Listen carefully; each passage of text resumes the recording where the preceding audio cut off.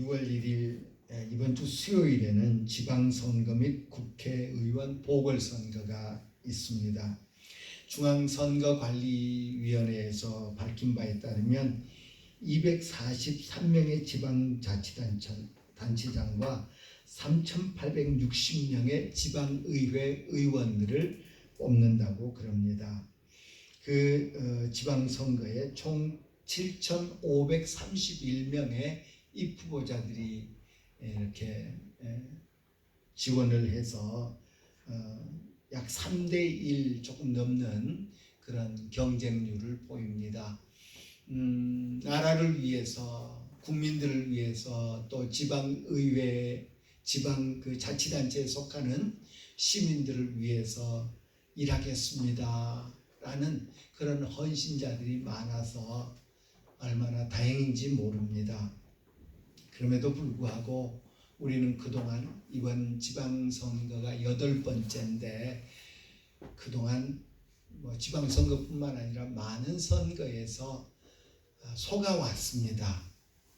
그래서 이미 선거를 투표에 참여하신 분도 계십니다만은 아직 참여하지 않으신 분이라고 한다면 그 선거 홍보물을 잘 살펴서 제대로 잘 뽑았으면 좋겠습니다.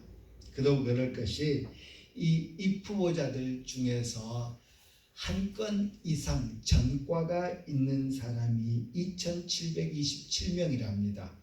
7,531명이 입후보했는데 그 중에 한 건 이상 전과가 있는 사람이 2,727명, 소위 우리 호적에 빨간 글씨 써진다고 그러지 않습니까? 어지간해서 빨간 글씨 써지기가 결코 쉽지는 않습니다.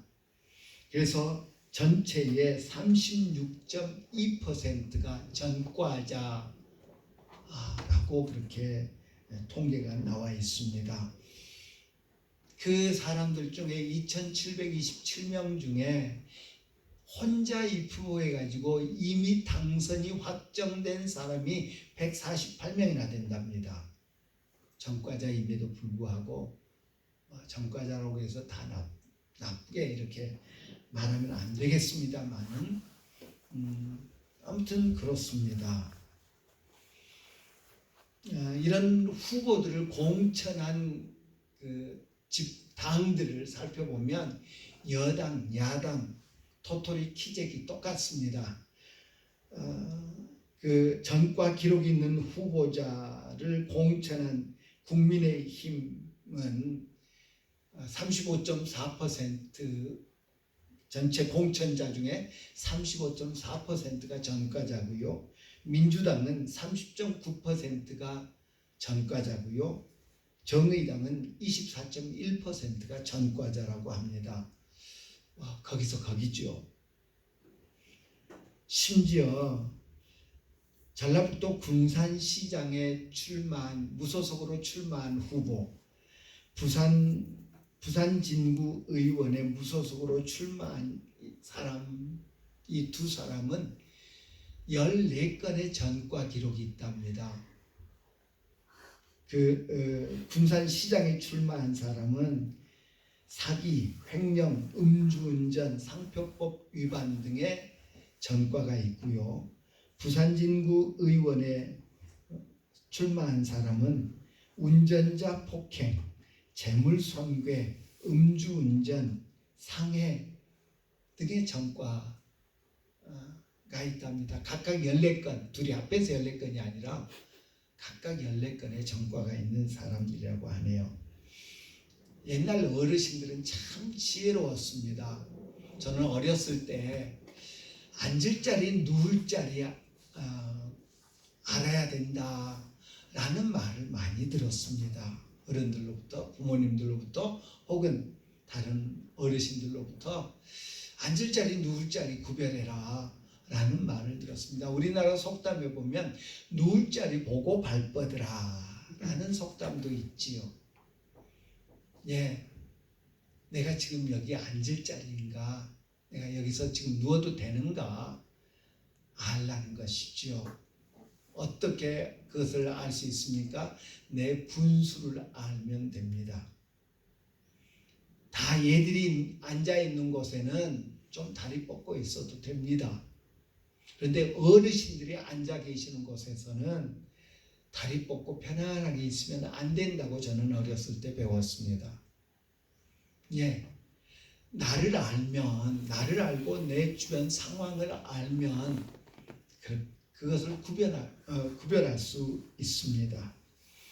바울 사도는 고린도 교회에 편지하면서 우리는 분수 이상의 자랑을 하지 않고 오직 하나님이 우리에게 나눠주신 그 범위의 한계를 따라 하노니 곧 너희에게 이른 것이라.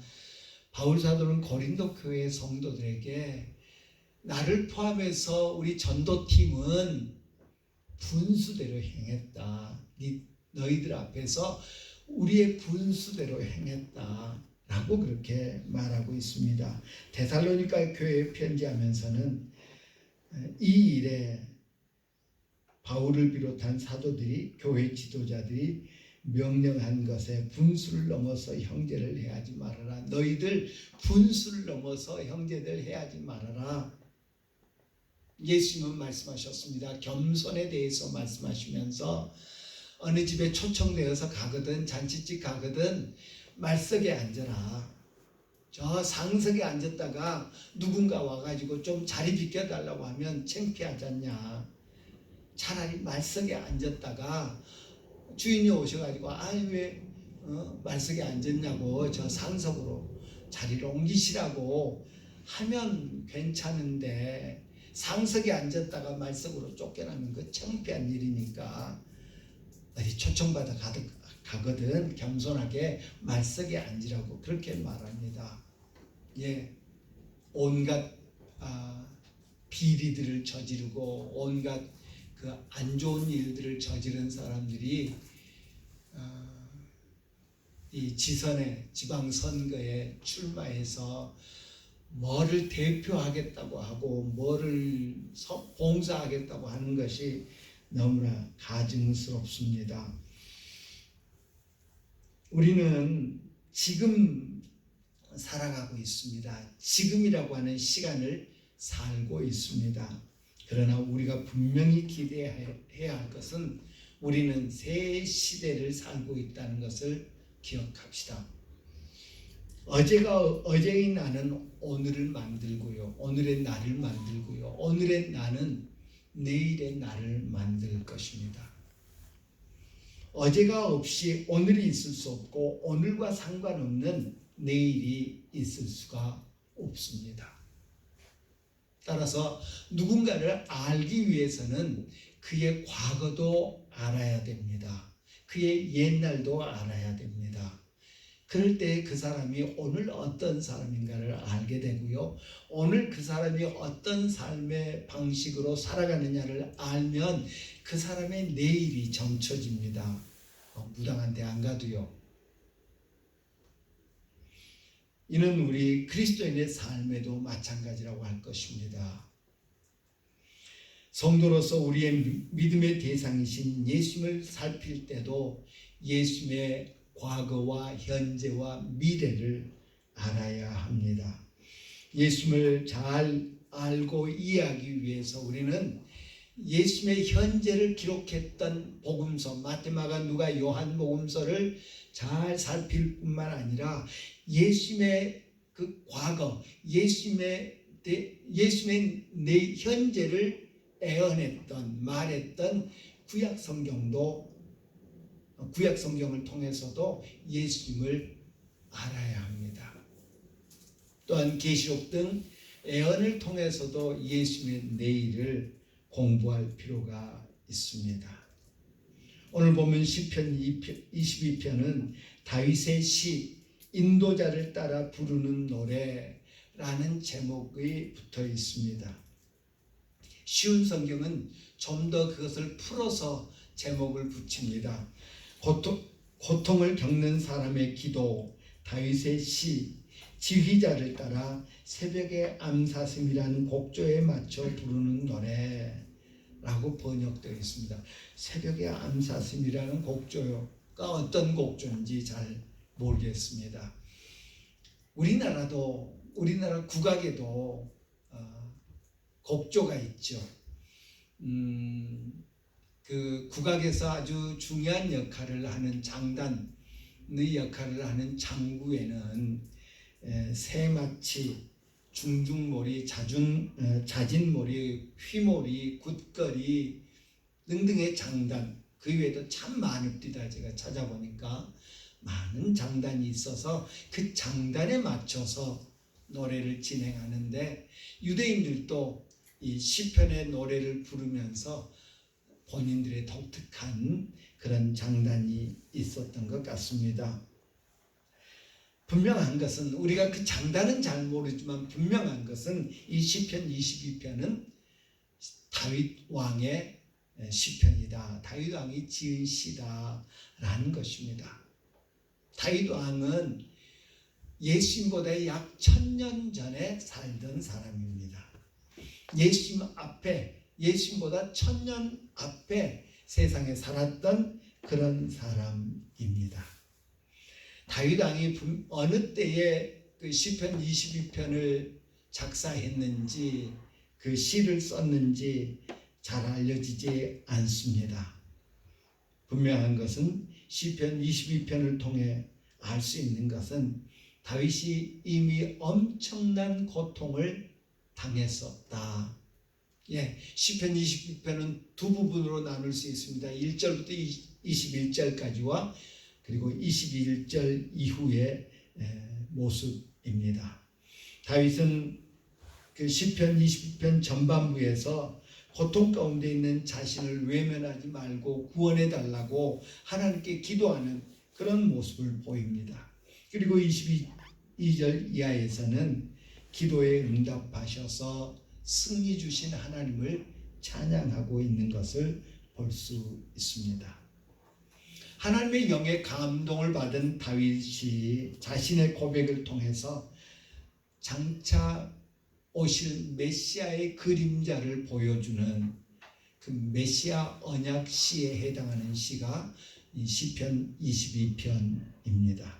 물론 직접적으로 메시아에 대해서 언급하지는 않습니다. 자신의 이야기를 하고 있습니다. 자신이 당했던 고난, 자신이 하나님으로 인해서 맛볼 수 있었던 승리의 고백을 하고 있습니다. 그러면서 그는 메시아, 그리스도, 구세주이신 예수를 보여주고 있습니다. 그의 의도가 아니었을 수도 있습니다. 예수님을 염두에 두고, 장차 오실 메시아를 염두에 두고 이 시편 22편을 기록했다는 분명한 증거는 없습니다. 아마 자기가 경험한 것을, 자기가 체험했던 것을 시로 썼는데 그것이 메시아를 예언하는 그런 시가 되었다라고 말하는 것이 더 타당할 것입니다. 다윗에게 감동을 주셔서 시를 기록하게 하셨던 하나님의 의도, 하나님의 뜻이 다윗의 입을 통해서 장차 이 땅에 보낼 메시아를 알려주기 원하셨던 것 아니겠습니까? 다윗의 기도와 찬양이 보여주는 메시아는 어떤 모습일까? 오늘 본문에서 보여주는 메시아 예수 그리스도는 어떻게 닮았는가? 다윗의 이 애언시가 예수님에 의해서 어떻게 성취되었는가를 살펴본다면, 하나님이 의도하신 메시아의 모습은 이런 모습이구나, 하나님이 보내신 메시아는 이런 분이구나 하는 것을 우리가 알아차릴 수 있습니다. 먼저 오실 메시아는, 하나님이 보내실 메시아는 세상 죄를 지고 가는 하나님의 어린 양임을 다시 한번 확인해 주고 있습니다. 말씀드렸듯이 다윗은 예수님이 등장하시기 전 무려 약 1000년 전에 이 땅에 살았던 사람입니다. 1000년 전에 다윗은 예수님을 보여주고 있습니다. 마태복음 27장에 보면 예수님께서 십자가에서 당하신 고통의 모습을 묘사하면서 예수님이 그 장면을 이렇게 묘사합니다. 제90쯤에 예수께서 크게 소리질러 이르시되 엘리 엘리 나바 스박다니 하시니 이는 곧 나의 하나님 나의 하나님 어찌하여 나를 버리셨나이까 하는 뜻이라 라고 기록합니다. 그런데 이 외침은 결코 예수님이 첫 번째가 아니었다는 것입니다. 오늘 본문 1절에 보니까 내 하나님이여 내 하나님이여 어찌 나를 버리셨나이까 어찌 나를 멀리하여 돕지 아니하시며 내 신음소리를 듣지 아니하시나이까 라고 외치고 있음을 봅니다.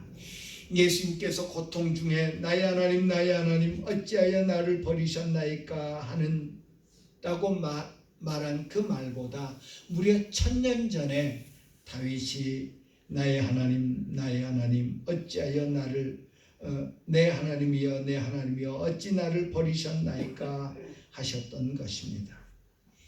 예수님의 십자가 주변에 둘러서서 구경하고 있던 구경꾼들은 저가 엘리야를 부르는가 보다 뭐라고 그렇게 여겼습니다. 예수님을 알지 못한 까닭이요 하나님이 보내실 메시아가 어떤 일을 행할 것인가를 알지 못했기 때문입니다. 만약에 그들이 다윗을 통해서 다윗의 입술에서 메시아에 관한 예언이 있었다는 것을 알았더라면 나의 하나님이여 나의 하나님이여 어찌하여 나를 버리셨나이까 라는 예수님의 부르짖음을 들으면서 그들은 메시아를 볼 수 있었을 것입니다. 왜 다윗은 자신을 외면하고 돕지 아니하시냐고 하나님께 소리칩니까? 왜 엘리야는 차라리 죽는 편이 낫겠다고 하나님 나를 데려가 달라고 하나님께 구했을까요? 왜 바울 사도는 차라리 세상을 떠나서 그리스도와 함께 있는 것이 훨씬 더 좋은 일이다 라고 그렇게 생각했을까요? 질병 때문에 물질 문제로 너무 힘들어서 혹은 대인관계가 좋지 않아서 아니었습니다. 그들은 하나님 때문에 차라리 죽는 게 낫겠다고 했습니다. 하나님 까닭에 차라리 세상을 떠나는 것이 좋겠다고 했습니다.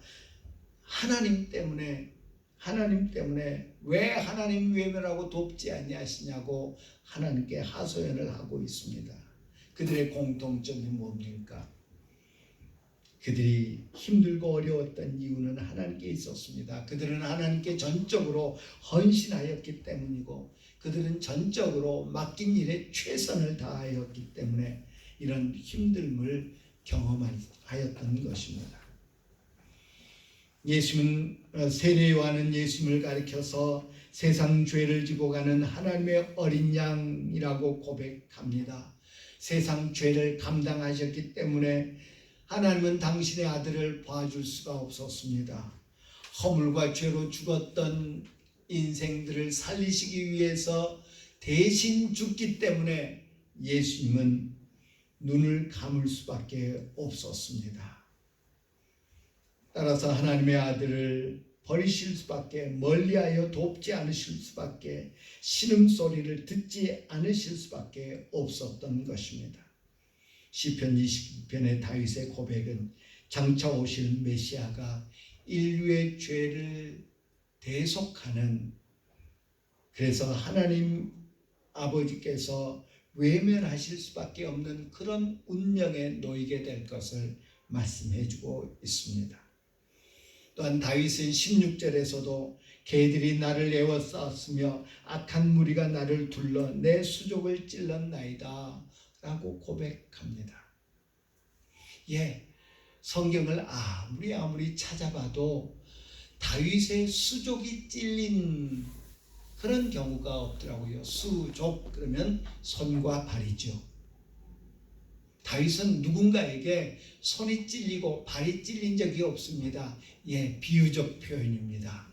그 마음이 마치 손발이 찔리는 것 같은 고통 속에 있었음을 묘사하는 비유적인 표현입니다. 그런데 이 비유적인 표현이 예수님에 의해서 실제로 이루어졌음을 우리는 잘 압니다.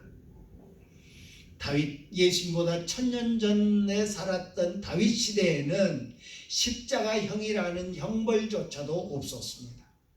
이 십자가형은, 십자가에 못 박아 죽게 만드는 형은 극악무도한 죄인, 특별히 로마 정부의 반기를 든 그런 죄인들을 가장 고통스럽게 죽게 하기 위해서 고안된, 만들어진, 발명된 그런 제도가 십자가형입니다. 십자가형이라는 것 자체를 몰랐던 시대의 다윗은 내 수족이 찔렸습니다 라고 고백합니다. 그리고 마태복음, 마가복음, 누가복음, 요한복음은 공히 병사들이, 군인들이 예수님을 십자가에 못 박았다 라고 그렇게 표현합니다.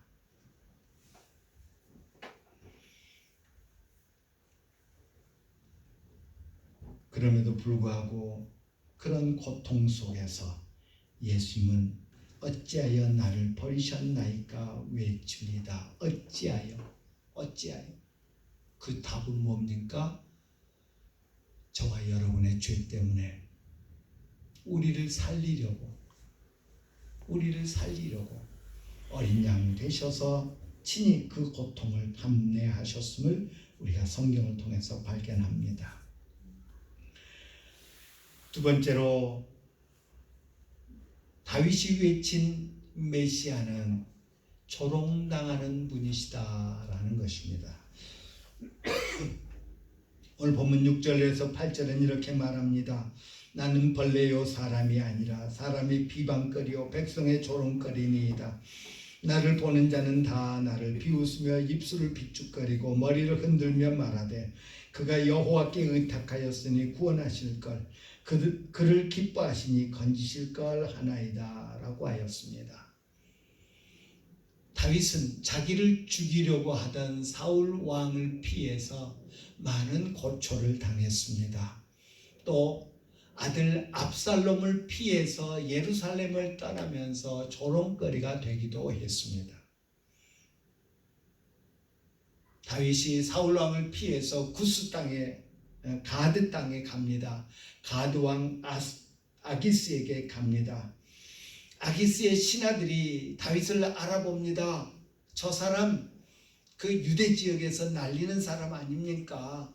애들이 사울이 죽인 자는 천천히고 다윗이 죽인 자는 만만이다고 그렇게 노래하는 그 사람 아닙니까? 하고 왕에게 고합니다.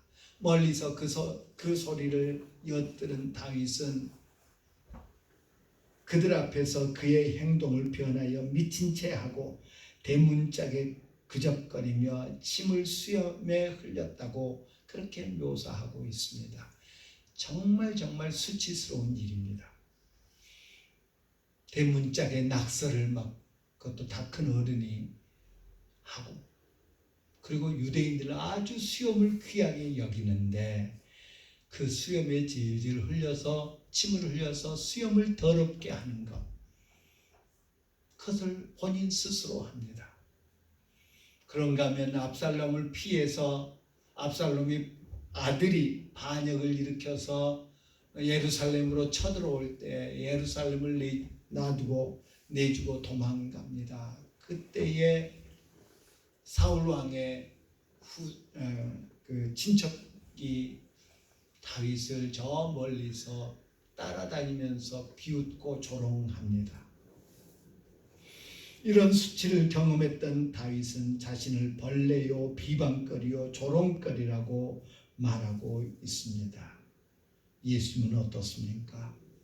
1000년 후에 오신 예수님을 마태의 설명과 비교해 봅니다. 다윗은 나를 보는 자가 다 나를 비웃으며 입술을 비축거리고 머리를 흔들며 말하되 그가 여호와께 의탁하니 구원하실 걸, 그를 기뻐하시니 건지실 걸 하나이다 라고 스스로 입으로 고백합니다. 마태는 예수님이 당한 일을 기록하면서 지나가는 자들은 자기 머리를 흔들며 예수를 모욕하여 이르되 성전을 헐고 사흘에 짓는 자여, 내가 만일 하나님의 아들이거든 자기를 구원하고 십자가에서 내려오라 하며, 그와 같이 대제사장들도 서기관들과 장로들과 함께 희롱하여 이르되 그가 남은 구원하였으되 자기는 구원할 수 없도다. 그가 이스라엘의 왕이로다. 지금 십자가에서 내려올지어다. 그리하면 우리가 믿겠노라. 그가 하나님을 신뢰하니 하나님이 원하시면 이제 그를 구원하실지라. 그의 말이 나는 하나님이라 하였도다 라고 마태복음 27장에서 기록하고 있는 것을 봅니다. 어쩌면 천년 전의 다윗의 고백과 마태가 기록한 그 십자가의 상황이 이렇게도 같을 수 있을까요? 누가 시켜도 이렇게 못하지요. 안타까운 것은 대제사장, 서기관들, 장로들 역시 이 다윗의 애언을, 다윗의 시를 마음에 두지 않았더라라는 것입니다. 그래서 그들은 다윗의 시로 예수를 비웃고 조롱합니다. 제가 하나님을 신뢰하니 하나님이 원하시면 그를 구원하실 것이다. 한번 보자. 비웃고 있는 그런 모습을 발견합니다. 다윗은 그가 당한 고난을 내 겉옷을 나누며 속옷을 제비 뽑나이다 라고 18절에 언급합니다. 역시 성경을 찾아봅니다. 다윗이 누구한테 겉옷을 빼앗기고 누구한테 속옷을 빼앗긴 적이 있나? 찾을 수가 없습니다. 이 역시 비유적인 표현입니다. 아주 비유적인 표현입니다. 겉옷을 빼앗길 수 있습니다. 겉옷을 다른 사람이 가져갈 수 있습니다. 그런데 속옷까지 빼앗겼다고 고백합니다. 속옷을 빼앗아서 제비 뽑는다고 말합니다. 무슨 말입니까? 발가벗겨졌다는 말입니다. 왕이 발가벗겨지는 그런 수치를 당했다는 이야기입니다. 그런데 이 역시 예수님에게 비유적인 표현이 실제적으로 이루어졌음을 성경은 우리에게 가르쳐주고 있습니다. 요한복음 19장에 보니까 군인들이 예수를 십자가에 못 박고 그의 옷을 취하여 네 깃에 나누어 각각 한 깃씩 얻고, 겉옷을 이야기하죠. 그리고 속옷도 취하여 이 속옷은 호지 아니하고 위에서부터 통으로 짠 것이다. 바느질해서 이렇게 연결한 것이 아니라 그냥 통으로 길게 짠 것이다. 그러니 찢기가 아까우니 겉옷은 기운 곳을 찢어서 4개씩 나눴다고 했습니다. 그런데 속옷은 이거 찢으면 이것도 저것도 아니니까 우리 제비 뽑아서 나누자 했다는 것입니다. 무슨 말입니까? 십자가에 달리신 예수님의 그림들을 우리가 많이 봅니다. 한결같이 예수님은 발가벗겨져 있습니다. 만왕의 왕이시요 만주의 주가 되시는 예수님이 발가벗김을 당했다. 큰 수치를 당하셨음을 기록하고 있습니다. 그렇습니다. 다윗은 비유적으로 자기가 당한 고통이 정말 수치스러운 것이요, 자기가 당한 고통이 정말 아픔이요, 사람들이 나를 조롱했다 라는 것을 비유적으로 묘사했는데 예수는 실제로 그런 일을 당하셨습니다. 문자 그대로 당하셨습니다. 왜? 대속하기 위해서, 우리 죄를 대신하기 위해서. 천년 전 다윗이 하나님의 영의 감동을 받아 노래했던 것처럼 예수님은 말로 표현할 수 없는 고통과 수치를 당하셨습니다. 이런 엄청난 고통 앞에서 예수님은 기도하셨습니다. 내 아버지여, 만일 할만하시거든 이 잔을 내게서 지나가게 하소서. 마치 다윗이 고난과 수치 속에서 여호와여 멀리하지 마옵소서, 나의 힘이시여 속히 나를 도우소서 오늘 본문 19절에서 간구했던 것처럼 예수님은 겟세마네에서 이 잔을 내게서 지나가게 하옵소서 라고 기도했습니다. 그 기도는 다윗에게 승리를 안겨주었습니다. 하나님의 구원을 체험케 했습니다.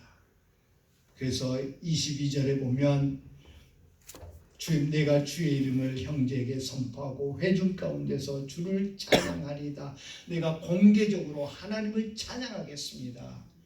21절까지의 그 패배적인 언급들, 실망하고 좌절할 수밖에 없는 그런 언급들이 22절부터 갑자기 분위기가 바뀌는 것을 볼 수 있습니다. 아버지여 이 잔을 내게서 지나가게 해주십시오. 기도하던 주님은 다 이루었다 승리의 고백을 하셨습니다. 아버지여 어찌하여 나를 버리셨나이까 하던 그 음성이 내 아버지여 내 영혼을 아버지 손에 부탁하나이다. 하나님을 신뢰하는 그런 고백으로 바뀌는 것을 볼 수 있습니다. 이사야 선지자는 그는 멸시를 받아 사람에게 버림받았으며 간고를 많이 겪었으며 질고를 아는 자라 마치 사람들이 그에게서 얼굴을 가리는 것 같이 멸시를 당하였고 우리도 그를 귀히 여기지 아니하였도다. 그가 찔림은 우리의 허물 때문이요 그가 상함은 우리의 죄악 때문이라. 그가 징계를 받음으로 우리는 평안을 누리고 그가 채찍에 맞음으로 우리는 나음을 받았도다. 시편 53편 3절과 5절에서 그렇게 말씀하고 있는 것을 봅니다. 예수님이 당한 멸시, 예수님이 당한 질고, 찔림, 상함, 징계, 채찍, 그것으로 인해서 우리가 승리하게 됐다. 평화를 누리고 나음을 받았다 라고 고백하는 모습을 볼 수 있습니다. 바울은 고린도전서 15장에서 사망한 너의 승리가 어디 있느냐, 사망한 네가 쏘는 것이 어디 있느냐, 사망이 쏘는 것은 죄요 죄의 권능은 율법이라. 우리 주 예수 그리스도로 말미암아 우리에게 승리를 주시는, 우리 주 예수 그리스도로 말미암아 우리 주 예수 그리스도의 십자가, 우리 주 예수 그리스도의 멸시, 질고, 찔림, 상함, 징계, 채찍으로 말미암아 우리에게 승리를 주시는 하나님께 감사한다 라고 고백하고 있는 것을 봅니다. 우리도 이 승리에 동참하기를 바랍니다. 그러기 위해서 주님이 당하셨던 그 수치와 멸시, 고통을 항상 마음에 간직합시다. 우리가 당할 것인데, 그것이 우리 것이었는데 우리 주님이 대신 감당하였다. 그것이 늘 깨달아질 때 우리는 좌절하고 낙심하는 대신 다윗처럼 승리의 노래를 공개적으로 만인들 앞에서, 모든 사람들 앞에서, 회중 가운데서 주를 찬양하는 자들이 될 줄 믿습니다. 기도합니다. 참 좋으신 내 아버지 하나님,